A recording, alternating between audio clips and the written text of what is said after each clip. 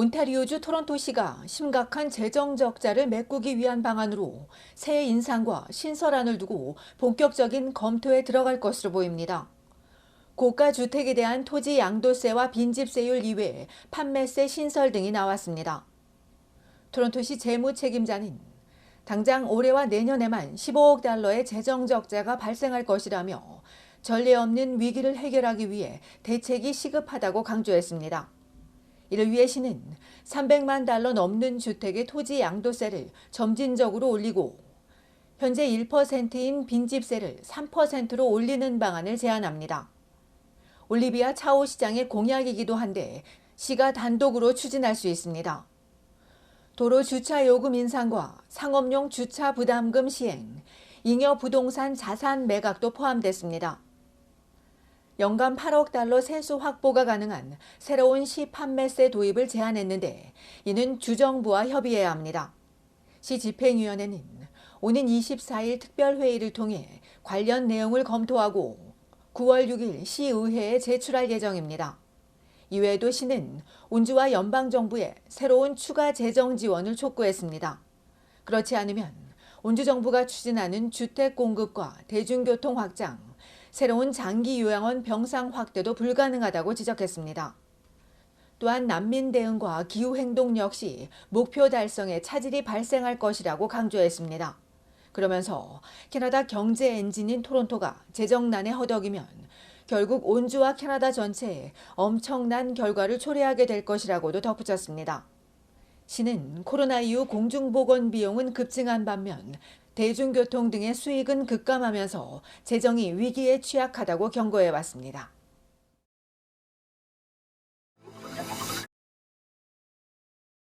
온타리오주 놀스옥의 주택 형태별 가격 변화를 자세히 들여다봤는데 영스트리트를 기준으로 동쪽과 서쪽에서 차이를 보였습니다. 토론토 부동산협회 7월 보고서를 기준으로 토론토 스타가 분석한 바에 따르면 놀스옥 웨스트 지역의 단독주택 평균 가격은 227만 8,024달러입니다. 한 달 새 11%, 1년 전과 비교해 20%, 10년 동안 148% 뛰었습니다. 콘도의 경우 평균 가격은 74만 1,276달러로 월간 2%, 연간 4% 올랐지만 10년이 흐르면서 8% 떨어졌습니다. 놀스옥 이스트 지역의 단독주택 가격은 227만 3,800달러입니다. 이곳은 10년 동안 95% 가격이 올랐지만 한 달 새 6%, 또 1년 전과 비교해 9% 하락했습니다. 콘도는 77만 5,009달러로 월간 2%, 연간 6% 올랐으며 10년 가격은 변화가 거의 없었습니다. 집값 상승세가 이어진 리치몬드 힐의 경우 지난달 단독주택 가격은 202만 1,066달러로 한 달 새 7% 하락했지만 지난해보다 3%, 10년 전보다 136% 비싸졌습니다. 한편 전국에서 집값이 두 번째로 높은 토론토지만 지역에 따라 저렴한 콘도를 찾을 수 있다는 조사 결과가 나왔습니다. 주가사의 중간 가격 분석에 따르면 도심 외곽이고 대중교통이 조금 불편한 웨스트힐과 센티니얼 스카보로, 말번, 루즈 지역이 저렴했습니다. 또 이스트욕의 댄퍼스 빌리지가 비교적 낮았으며 교통이 편리하고 공원 접근도 용이하지만 건물이 오래된 하이파크 노스와 정션, 러니메이드 지역도 있습니다. 부동산 업계 관계자는 베이뷰 에비뉴와 리사이드, 톤클리프 파크, 플레밍던 파크도 고려해 볼 만하다고 전합니다. 이외 킹스턴 로드 주변은 아직 건설이 시작되지는 않았지만 신규 개발이 진행 중이라 향후 변화가 예상되는 곳으로 꼽혔습니다.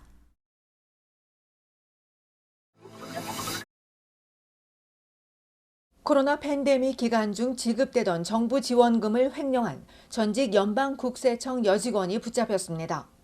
연방경찰은 유콘주 도슨시티에 사는 39세 멜리사 젠슨 웹씨를 $5,000 이상 사기와 불법 취득, 컴퓨터 무단 사용, 정보 변경, 공무원 배임, 소득세법 위반 혐의로 입건했다고 밝혔습니다.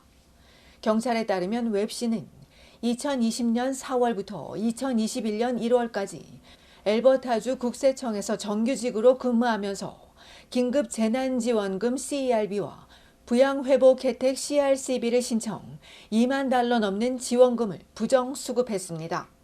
이 지원금은 직장 폐쇄로 해고된 근로자와 학교가 문을 닫아 자녀를 돌봐야 하는 경우 등 간병이나 양육을 위해 직장을 그만둬야 했던 근로자들에게 지급됐습니다. 그런데 정부가 자격 심사 대신 일단 신청만 하면 선지급해주자 이를 악용한 겁니다. 지원금을 받기 위해 이 여직원은 국세청 내부 시스템에 접속해 자신의 개인정보를 변경한 것으로 알려졌습니다. 연방국세청에 신고를 받고 연방경찰이 수사를 벌인 끝에 지난주 목요일 웹씨를 체포했으며 아직 수사가 진행 중이라며 더 이상의 내용은 공개하지 않았습니다. 웹씨는 다음 달 20일 법원에 출석할 예정입니다.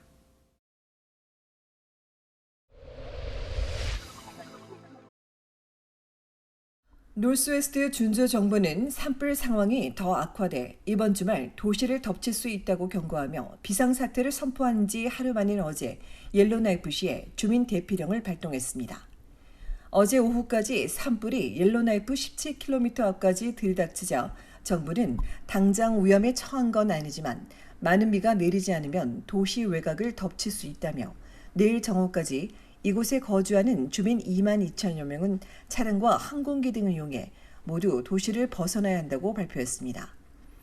특히 그레이스 레이크와 캠 레이크 산업지구, 앵글 비즈니스 지구 등 도시 서쪽 주민들은 먼저 대피해야 한다며 대피 시엔 사흘간의 비상식량과 옷가지를 챙기고 연료가 충분한지 확인하며 친척이나 지인 집 또는 엘버타주 대피소로 이동할 땐 창문을 모두 닫는 등 정부 지침을 따를 것을 당부했습니다.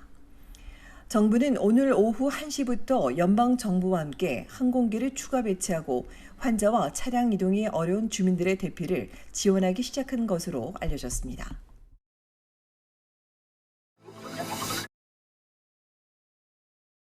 캐나다 국경서비스국이 2024년 4월부터 9월 사이 국경과 국제고강의 출입국, 국제우편 처리센터, 해양운영, 전화신고센터에서 일할 대학생을 모집하고 있습니다. 지원자는 공인된 고등교육기관의 풀타임 학생이고 내년 9월 등록이 예정된 학생이 대상으로 영주권자와 시민권자의 우선권이 주어지며 온타리오주 토론토와 브리티시 콜럼비아 밴쿠버, 엘버타주 캘거리와 에드먼튼, 퀘벡주 몬트리올 등 주요 도시를 포함해 전국에서 460여 명의 학생 지원자를 찾고 있습니다. 급여는 근무 형태에 따라 시간당 $16에서 $34 사이가 되며 오는 10월 12일에 마감하지만 관심 있는 학생들은 서두를 것을 조언하고 있습니다.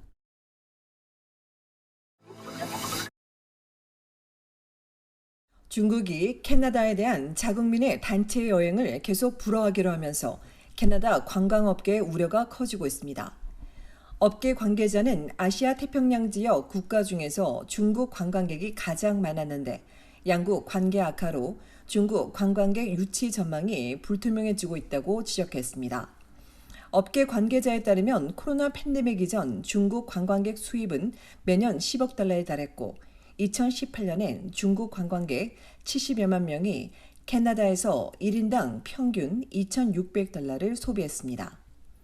앞서 화웨이 멍완저우 부회장 체포 이듬해 중국인 관광객 수가 급감했는데 올 들어 중국의 정치 개입 의혹과 캐나다 정치인 탄압 의혹이 불거져 외교관을 맞추방하는 등 양국 관계가 악화되자 코로나 팬데믹 이후 3년간 봉쇄됐던 국경을 풀고 지난주 한국을 포함해 78개국을 추가하면서 사실상 전면 허용했으나 캐나다에 대한 자국민의 단체 여행은 계속 금지하고 있습니다.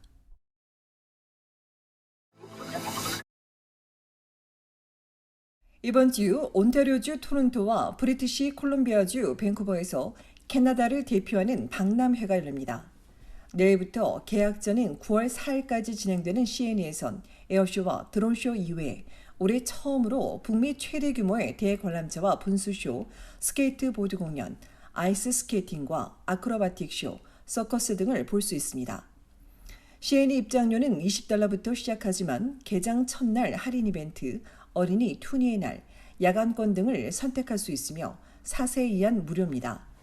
토요일에 개장하는 P&E에서도 카우보이 데이, 서커스 등 특별 이벤트와 스포독스 등 풍성한 볼거리 이외에 놀이기구는 물론 보이스 투 맨, TLC, 빌리 아이돌, 워크 오프 디 얼스 등의 콘서트가 열립니다.